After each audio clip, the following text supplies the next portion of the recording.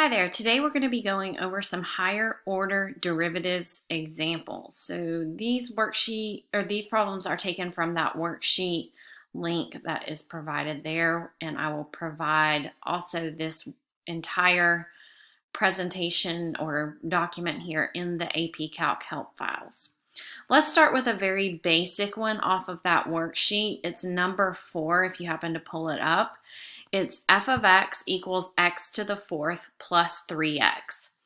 And the directions are to find the third derivative.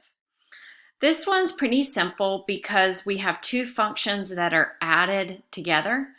And whenever you have functions that are added together, you can take the derivative of each separately and then add those answers together to get your answer.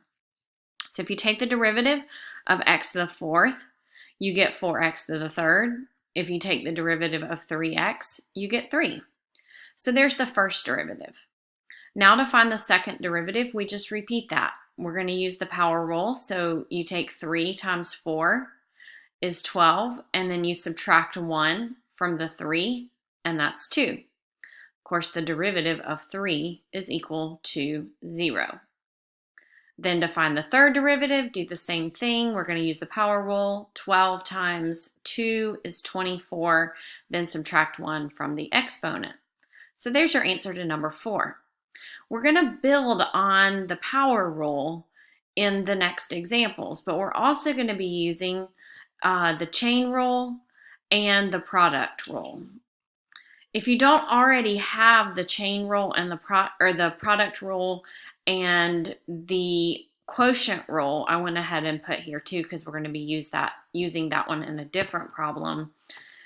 Go ahead and write these down. You should always have the product rule and the quotient rule written down in front of you as you're working out these problems or the quiz problems. This one says find the second derivative of f prime prime of x, which I'm guessing means just finding the second derivative. You're not actually finding the second derivative of the second derivative. Number 8 is a little different because we're actually multiplying two different functions. Our functions are negative x to the fourth plus 4 and negative 4x to the third. As you can see, I really didn't think through this very well to begin with, and I immediately jumped to using the power rule. And although that will help, that's fine. There's no nothing wrong with using the power rule. I had written out over here f of x, f prime of x, g of x, and g prime of x in my first step so that I could use the power rule. And then I just had this thought, wait a minute, I don't even need to use the power rule. And because these are two different functions that are very easily multiplied together, then I can just multiply them together, and then I'll have two functions that are just added or subtracted, and I can make it look just like number 4 up here, which was really simple. So I stopped in my tracks and just decided to multiply or distribute out the negative 4x to the third to the two terms in the first polynomial. So just negative 4x to the third times negative x to the fourth and negative 4x to the third times 4. And I got 4x to the seventh minus 16x to the third. Then it is from there, it's very easy to find the first derivative and the second derivative. No power rule necessary. And so 4 times 7 is 28, 3 times 16 is 48, decrease the exponent by 1. Then when I take the second derivative, it's just as easy. 6 times 28, subtract 1 from the 6, 2 times 48, subtract 1 from the 2. So think about these little tiny details like this, because when you're working on your quiz, I know that you guys are very tight on the time limit. So think about the most efficient and the fastest way to solve these first and second derivatives or any of the other problems.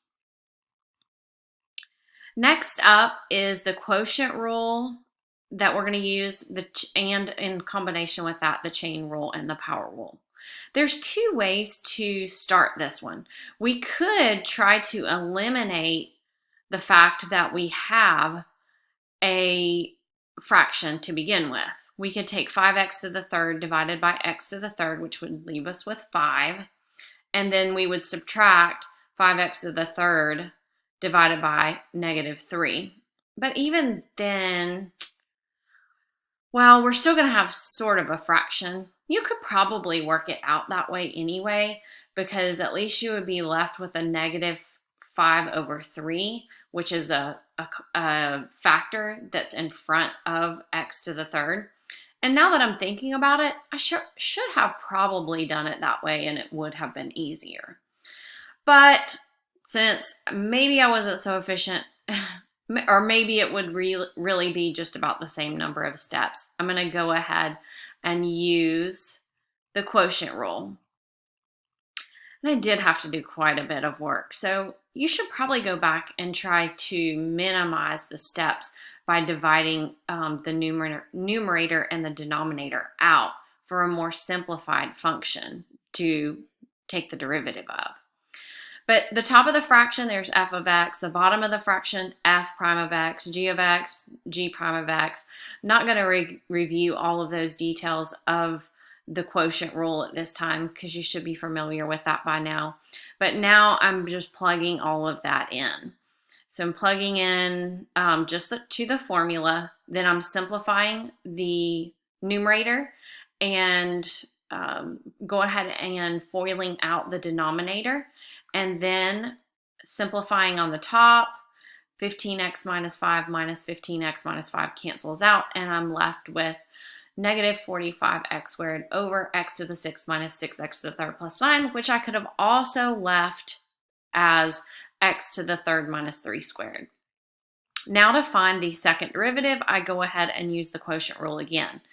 This was, well, it wasn't hard or anything, but you can see that I have multiple steps. And there's, whenever you have a lot of steps, there's always going to be room for even more error. Little errors, like, just little things like x squared times x to the 5th, and I have x to the 7th. But maybe you accidentally put x to the 10th or something like that. So you have to be really careful when you have these multiple algebraic steps. They're not hard, there's just a lot of them. So as you can see, I went through and just simplified. You can pause this video if you want to look through the exact steps and work it out. Or alternatively, I could have taken at this step and factored out an x minus 3 on both the top and the bottom. And once I take the second derivative, I have an x minus 3 to the third to the fourth, because remember, I have to square it again. When I take the second derivative, I have to square the denominator again. And then I can factor out the x to the third minus 3 from both this term and this term, and I'm left with this, which is probably, well, it just looks like a really more simplified answer. But if this is a free response question, then all three of these answers are correct. In fact, well, even this one is too. It doesn't combine the x to the 7th terms. It doesn't combine the like terms on the top. But it's okay, because remember, on the AP exam, you're not required to simplify, but your final answer does need to be accurate. And lastly, I did do this one, I think, in the best and most efficient way, although there are other ways you can do it. But I decided to use the power rule and the chain rule. That's probably going to be a whole lot easier than trying to use the product rule, because you could split this into 5x squared minus 3 times 5x squared minus 3 times 5x squared minus 3 times 5x squared minus 3, but then you're going to have to apply the product rule 3 times, and you don't want to do that. So to find the first derivative, put the exponent out in front. So you'll have, and then you subtract from 4, reduce it by 1. Then we have 5x squared minus 3, but then we have to use the chain rule. If you take 5x squared and take the derivative, you get 10x. If you take the derivative of negative 3, of course that's 0, so I left that off. And now we have the first derivative. I went ahead and did 40 times 10x just to make it look a little cleaner. Then I have to take the second, let's see, that's the first derivative. Then I have to take the second derivative. And in order to do that, I decided to go ahead and multiply all of this out. So I did 5x, and I don't really know why I did this. Honestly, this is probably not the most efficient way. Probably the most efficient way is to take that 40 out. Never mind, it's a wash, because even if you take the 40 out and put it back at the end, you're still going to have two functions, because you're going to have x as one function, and then you're going to have 5x squared minus 3 to the third as one function. I decided to go ahead and expand this 5x squared minus 3 to the third, and that's what this is right here. And then the 40x is the 4 times 10x. I had done that before I simplified here. So after I expanded this and got that, I distributed the 40x to all of those terms, as you can see here. And then I had a really easy polynomial to derive. 7 times 5,000, reduce the exponent by 1. 5 times 9,000, reduce. 3 times 520, reduce the exponent by 1, and so forth and so forth.